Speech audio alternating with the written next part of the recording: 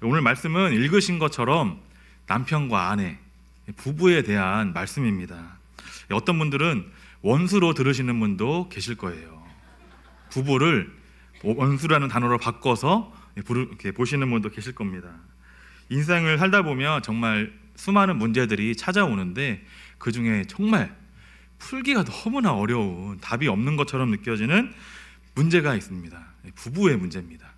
남편과 아내로 살아가는데 매일 보고 함께 자고 함께 먹으며 살아가는데 답이 없습니다.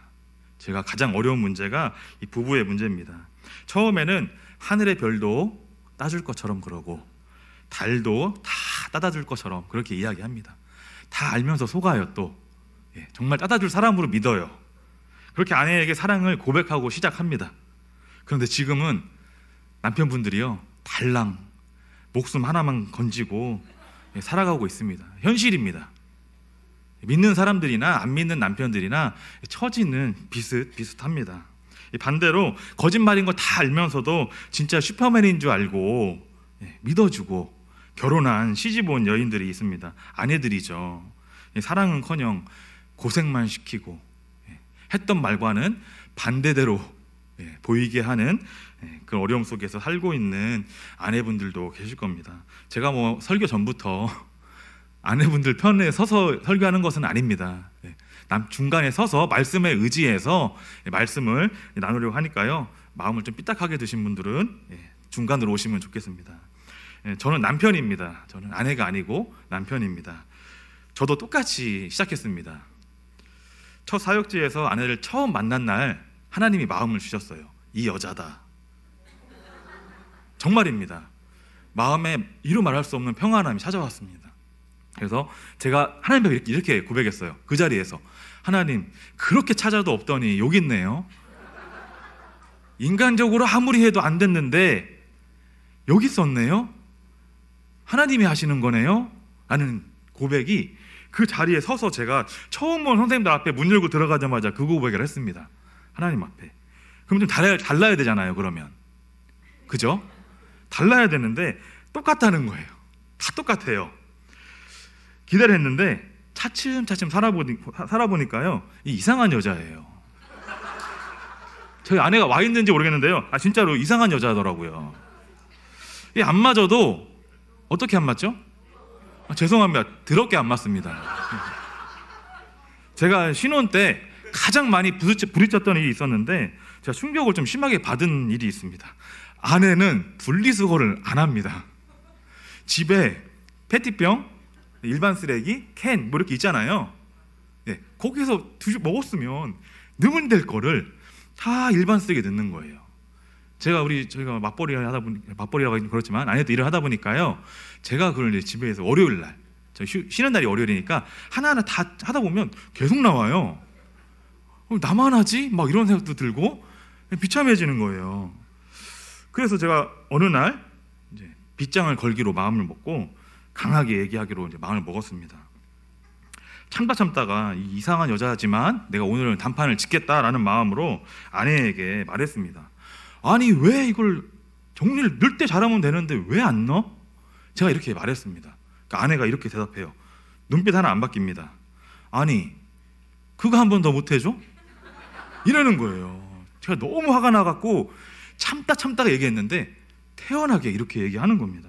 제가 그 순간 너무 소름이 끼쳐가지고 제 방으로 들어왔습니다. 그리고 의자에 앉아서 하나님, 이상한 여자예요 라고 했어요. 저는 정말 괴로웠습니다. 지금 웃고 계신데 앞으로 이 신혼생활인데 지금 꺾지 않으면 잡혀가겠다. 그래서 제가 하나님, 이상한 여자입니다. 하나님이 만나게 하셨는데 이상한 여자예요 라고 했어요. 하나님, 맹수입니다. 뻔뻔한 사자예요. 제가 그랬어요. 한 번은요, 얼마 전입니다. 거실에서 토요일날 저녁에 매니큐어를 발에 바르고 있는 거예요. 손톱하고. 그래서 그걸 제가 보고요, 제가 그랬습니다. 아니, 사자도 매니큐어를 바르는구나. 제가 그랬습니다. 더 무섭다. 제가 그랬어요. 하나님도 말씀이 없으시더라고요. 그러고는 좀 시간이 지났습니다. 제 마음에 이런 생각이 갑자기 들어요. 한 번 더 해주면 되지, 그걸. 아멘 하시면 안 돼요. 제가 주도권을 뺏깁니다, 그러면. 근데 이상하게 네가 한 번 더 해주면 되는 거 아니야? 내가 한 번 더 하면 되지? 뭐 그거 사랑한다고 해놓고 그거 하나 못 해줘? 이런 마음이 드는 거예요. 참 희한한 겁니다. 그래서 네가 이기나 내가 이기나 해보자. 반드시 콧대를 꺾어버리겠다. 이 집의 사자는 나다라는 마음으로 이야기했는데 아니에요. 결론은 제가 계속 하게 됐습니다. 그런데 최근에 불과 한 1년 전쯤인가요? 중요한 건 제가 문득 깨달았어요. 아내가 분리수거를 하고 있어요. 진짜입니다. 몰랐어요. 몰랐는데 정리를 하려고 하는데 어느 순간 보니까 다 들어가 있어요. 참 신기한 일을 경험했습니다. 저는 알고 있습니다. 뭘 아냐면요, 대부분의 남편들이 집에서 맹수와 살고 있어요. 심각한 상태에 계신 분들도 있어요. 아직 뭔지를 모르고 맹수와 살고 있음에도 불구하고 심각한 상태에 계신 분들이 계세요. 어떤 분이냐면요, 자기가 조련사라고 생각하시는 분들 계세요. 사자를 조련하고 있다고 생각하시는 분들이 있으세요. 근데 맹수 사자는 남편들을 조련사로 보지 않습니다. 뭘로 볼까요? 밥으로 보고 있습니다. 제가 아내 집사님들과 권사님과 같이 있을 때는 이렇게 물어보면 행복하다고 그래요. 남자 집사님들, 장로님들 이렇게 여쭤보면 친하신 분한테 물어봐요. 그러면 같이 있을 때는, 봉고창에서 이렇게 있을 때는 행복하다고 그래요. 근데 제가 다 알아요. 제가 내려서 물어봐요, 따로. 집사님, 장로님, 진짜 집에서 평안하신 거 맞으시죠? 이렇게 물어봐요. 그러면 둘 중에 하나예요. 일단 주변을 살펴요. 이렇게 아직 집에 안 갔나 본능적으로 살피는 거예요. 두려워서. 사자가 있는지 없는지 확인하고 나서 안심한 후에 이야기합니다. 밥은 먹어요 라고 얘기합니다. 현실입니다. 진짜. 어떤 장로님은요, 좀 센 분이 계세요. 자기 조련사라고 생각하시는 분이에요. 교회에서요, 아내 권사님이 뭐 한마디 하고 가면요, 어디 여자가 하고 가세요. 뭐라고 하세요.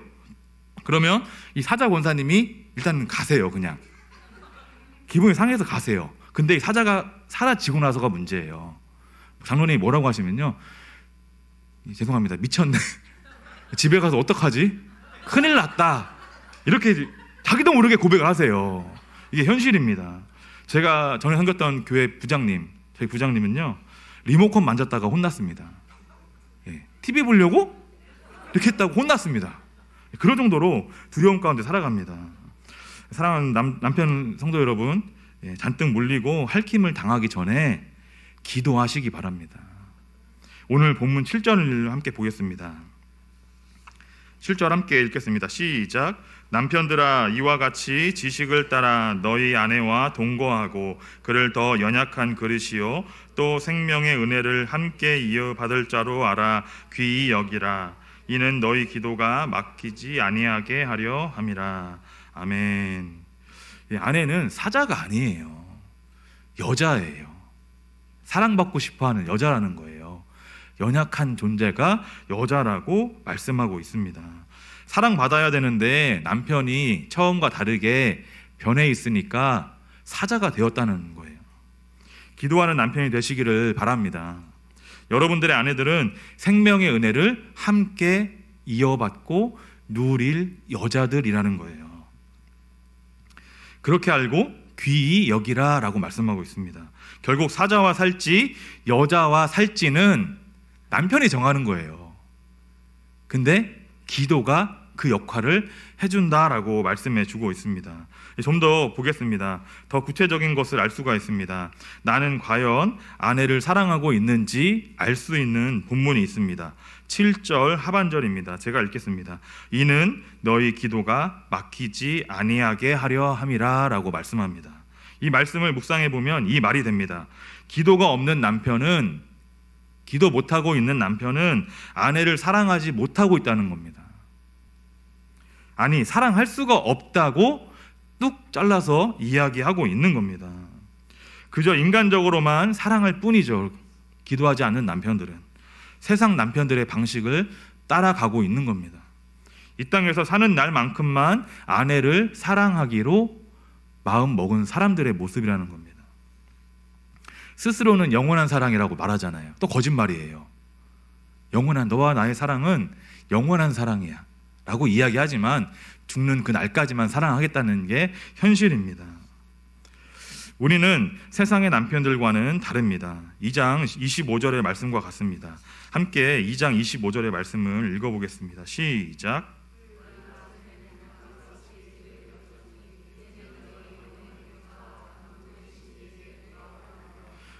좀 전에 말씀드린 것처럼 우리는 남편과 아내는 영원한 생명의 길로 가고 있다는 거예요. 함께 영원한 생명의 길로 예수 그리스도를 통해서 가고 있다. 같은 길을 가고 있는 겁니다.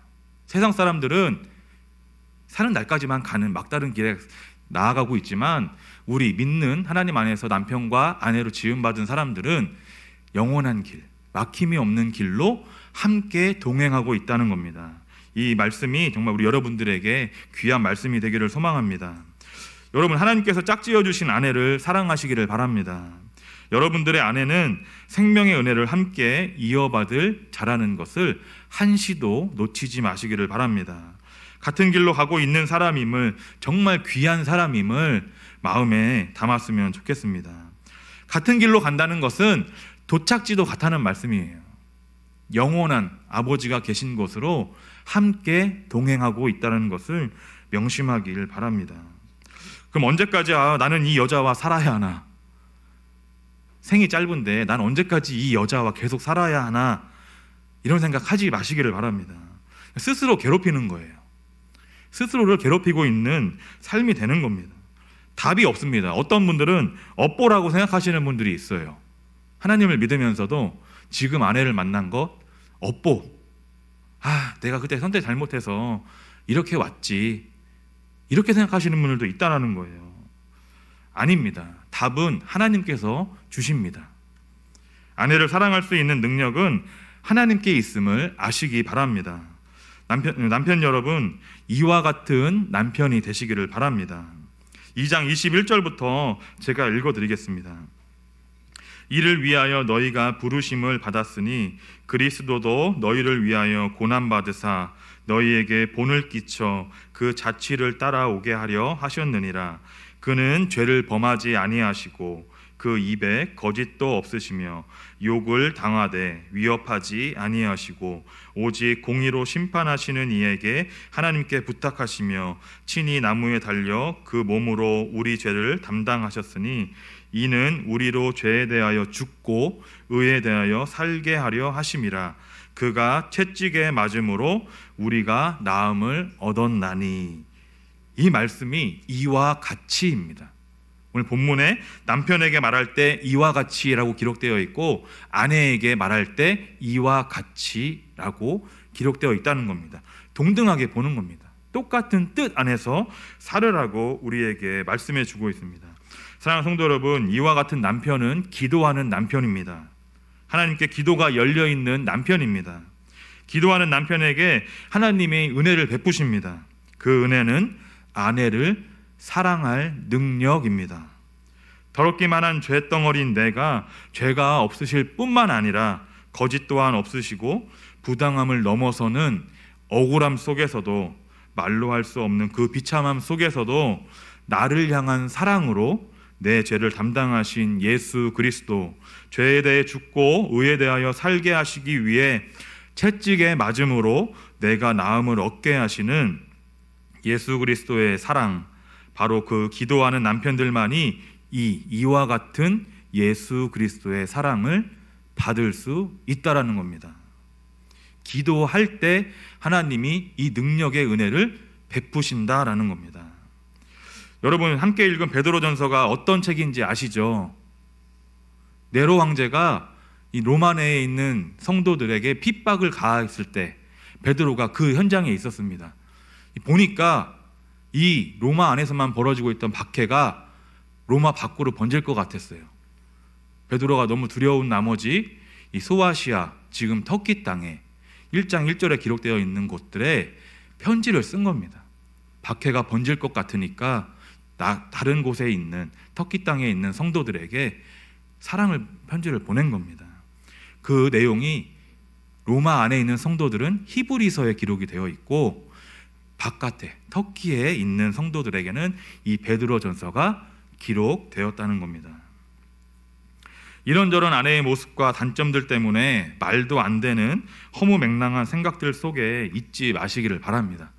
아내의 단점이 보여도 기회다, 내가 이와 같은 남편이 될 수 있는 기회다라고 생각하셔야지, 허무맹랑한 생각들, 내가 이 여자와 언제까지 살아야 될까, TV에 나오는 온갖 이혼 관련 프로그램들을 보면서 기가 막힌다, 나에게도 때가 있나, 이런 허무맹랑한 생각들을 하시지 말아야 된다는 겁니다. 분명히 이 배경은 핍박 가운데, 박해 가운데 쓰여졌다는 겁니다. 아내를 향한 채찍을 대신 맞아줄 수 있을 정도의 남편이 되시기를 바랍니다. 이와 같은 남편, 예수 그리스도의 사랑으로 충만한 남편들이 되시기를 축원합니다. 그럼 이제 아내에 대해서도 나눠야 됩니다. 베드로는 아내들에게 말보다 행실을 강조하고 있습니다. 순종을 가능케 하는 것은 말에 있지 않고 아내들의 행실 때문이다라고 말씀해 주고 있습니다. 또한 구원을 가능하게 하는 것, 내 남편의 구원을 가능하게 하는 건 역시 아내의 입에 있지 않고 아내의 삶 속에 있다라고 말씀하고 있습니다. 그런데 왜 베드로는 말이 아니라 행실을 강조할까요? 왜 베드로는 아내들에게 입술이 아니라 행실을 강조할까요? 자기가 말을 많이 했던 사람이라 그렇습니다. 지키지 못할 말들을 많이 예수님 앞에서 했던 사람이기 때문에 그 값짐을, 행실의 값짐을 알기 때문에 진정 어린 권면을 하고 있는 겁니다. 말뿐이었던 지난날에 자기가 자꾸 보이는 거예요, 베드로가. 진실함은 말에서 드러나는 것이 아니라 행실에서 나타나는 것을 베드로는 뼈저리게 느꼈습니다. 여러분, 행실에 진실함이 묻어납니다. 똑같습니다. 우리도 말이 아니라, 말이 빠른 것 같지만 아닙니다. 행실이 더 빠릅니다. 여러분, 우리가 얼마나 많은 공수표를 던지며 살아갑니까? 말로는 다 해줄 것처럼, 특히 남편분들이 아내를 향해서 되지도 않는 말을 사랑으로 포장해서 많이 한다는 겁니다. 지키지도 못하고 해주지도 못할 거면서 얼마나 그럴싸한 말들을 하고 살아가는지 모릅니다. 사랑하는 성도 여러분, 이 베드로전서를 기록한 베드로가 언제 바뀌었을까요? 부활하신 주님을 만났을 때입니다. 공수표를 날리던 베드로의 입술의 말과 행실이 변한 것은 부활하신 주님을 만났을 때입니다. 베드로가 말하고 있는 행실은 말씀에 순종하지 않는 남편도 포함되어 있습니다. 믿지 않는 남편, 나는 믿지만 집에 아직 하나님의 말씀에 순종하지 않는, 하나님을 모르는, 거부하는 남편들도 포함하고 있다라는 겁니다. 지금은 말씀에 순종하지 않는 남편일지라도 아내의 행실로는 구원받을 수 있다라고 말씀하고 있는 겁니다. 그런데 이게 너무 어렵습니다. 정말 너무 어렵습니다.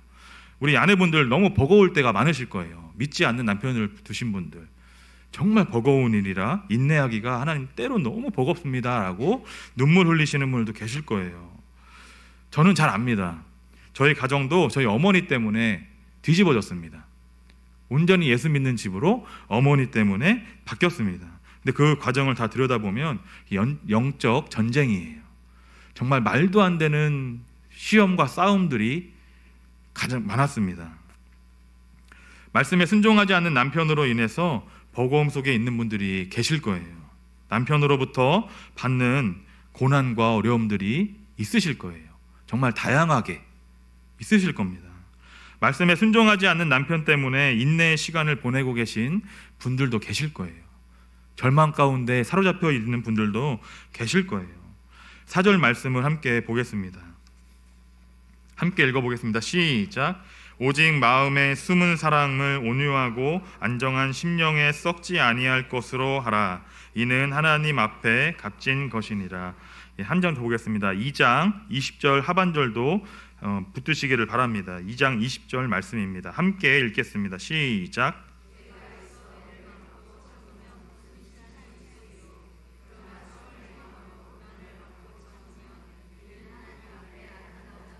아멘. 선을 행함으로 고난을 받고 참으면 이는 하나님 앞에 아름다우니라 라고 말씀한다는 거예요. 이 말씀으로 충만해지시는 우리 귀한 아내분들 되시기를 바랍니다. 이게 무슨 말이냐면요, 예수 그리스도의 사랑으로 충만한 아내가 되시라는 말씀입니다. 안정한 심령으로 썩지 아니할 것으로 라고 나오는데요, 이 안정한 헤시키오스라는 이 단어는 그 무엇이 방해해도 그 자리를 빼앗기지 않는, 그 자리를 떠나버리지 않는다라는 뜻입니다. 새벽에 기도할 때 제가 하나님께서 보여주신 것이 있었습니다. 짙은 어둠 가운데 어린 양 한 마리가 엎드려 있습니다. 어디에서 내리치는지 깜깜해서 보이지 않지만 알 수 없는 채찍질이 눈에 보이는 어린 양에게 계속해서 채찍질을 가했습니다. 어린 양은 조금도 미동하지 않았습니다. 어린 양의 등이 결국에는 찢어지고 결국 붉은 피로 온 몸이 물들었습니다. 그 어린 양의 품 안이 보였는데 그 안에 재가 있었습니다. 죽어가는 어린 양 안에 재가 있었습니다. 온 몸이 파르르 파르르 떨리는 그 안에 재가 있었습니다. 이것이 이와 같음입니다. 안정한 심령입니다. 어떠한 아픔과 고통이 와도 자리를 벗어나지 않는 것, 내 남편을 위해서 여전히 그 자리를 지키는 여인, 그 여인을 하나님이 이와 같은 아내라고 부르신다는 겁니다. 여러분, 하나님과 여러분이 하나이시라면 아내 역시, 남편 역시도 나와 한 몸인 것을 기억하시기를 바랍니다. 하나님께서 한 몸을 이루게 하셨습니다. 권면을 드립니다. 그렇다면 믿음으로 선포하고 앞으로 나아가시기를 바랍니다. 하나님, 제 남편 영원한 생명의 은혜를 함께 이어받을 사람입니다 라고 고백하며 살아가시기를 바랍니다. 하나님, 제 남편, 제 아내 영원한 생명의 은혜를 함께 이어받은 줄로 믿습니다 라고 강력하게 선포하고 살아가시기를 바랍니다. 이 믿음의 선포로 아름다운 행실의 아내가 되실 줄 믿습니다. 여러분, 이와 같이는 같은 방법으로 사는다는 겁니다. 주와 같이 함께 산다는 겁니다. 나를 바라보시는 하나님의 그 사랑으로 남편을 바라보고 아내를 바라보며 사랑하며 사는 겁니다. 다른 길을 가지 않습니다. 같은 길을 가는 겁니다. 이와 같이의 은혜를 붙들고 나아가시기를 축원합니다. 우리 마지막으로 앞에 있는 화면을 보시면서 그 본문을 함께 읽고 다 넘겨주세요. 이게 이와 같이의 본문입니다. 함께 길지만 읽겠습니다. 시작. 이것을 위해 여러분은 부르심을 받았습니다. 그리스도께서도 여러분을 위해 고난을 받으심으로 여러분에게 모범을 보여 그분의 발자취를 따르게 하셨습니다. 그리스도는 죄를 범하지 않으셨고 그 입에 거짓이 없으신 분이십니다. 그분은 모욕을 당할 때도 욕하지 않고 고난을 당할 때도 위협하지 않으시며 모든 것을 공정하게 심판하시는 하나님께 맡기셨습니다. 그리스도께서 몸소 우리 죄를 지시고 십자가에 달려 죽으심으로 우리는 죄에 대하여 죽고 의를 위해 살 수 있게 되었습니다. 그분이 매맞고 상처를 입으심으로 여러분이 낫게 된 것입니다. 여러분이 전에는 양처럼 길을 잃고 방황하였으나 지금은 여러분의 영혼의 목자와 감독자가 되시는 그리스도에게로 돌아왔습니다. 이와 같이 아내를 사랑하시고 남편을 사랑하시는 복된 가정들, 부부의 인연 되시기를 소망합니다. 기도하겠습니다.